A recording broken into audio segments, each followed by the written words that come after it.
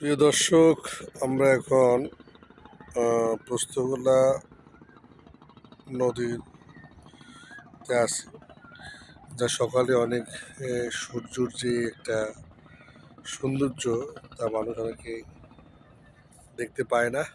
তারা অনেকেই ঢাকাতে থাকে, হয়তো বা 8টার সময় বা 9টার সময় উঠে ঘুম থেকে। যারা বিশেষ করে বরিশালে বিভাগের লোক, তারা লঞ্চ দিয়ে যাতায়াত করে।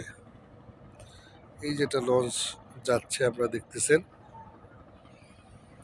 এই লঞ্চে যারা যাতায়াত করে তারা বিশেষ করে সূর্যর যে একটা সৌন্দর্য সকালে উঠে লাল এবং পানিতে পড়ে, যা দেখতে খুব সুন্দর লাগে। এটা সকালে যারা নামাজ পড়ে বা ভোরে ওঠে তারাই একমাত্র এটা উপভোগ করতে পারে। পোস্তগোলা নদীর যে সৌন্দর্য, অনেকেই যারা রাস্তার পাশ দিয়ে হাঁটাচলা করে তারা একমাত্র উপভোগ করতে পারে। এই একটা ধরেন পোস্তগোলা ঢাকার ঠিক উল্টা পাশে কেরানীগঞ্জ, সুন্দর নারিকেল গাছ, তার পাশে এই যে দেখেন একটা গেট, এটা বলে ঢাকার বিখ্যাত একটা মিল, যার নাম জুট মিল।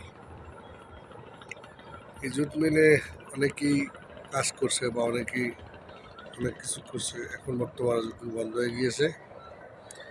নদীর ঠিক উল্টা পাশে আপনার কৃষ্ণচূড়া গাছ, যা গাছে ফুল আছে। আমি আসলে যে জিনিসটা আপনাদের দেখাইতে চাইতেছি সেটা হলো এই যে পোস্তগোলা নদীর পানিগুলো কি সচ্ছল বা পরিষ্কার। আগে এই টাইমে বা এই সময় পোস্তগোলা নদীর পানি এত নোংরা ছিল, যা আপনার এখন কি সচ্ছল তা আপনারা নিজে দেখুন। তারপরে জাহাজ চলাচল করতেছে বা একটা ফেরি আছে, দেখেন, যা আপনি নিজের চোখে যদি না দেখেন তা উপভোগ করতে পারবেন না।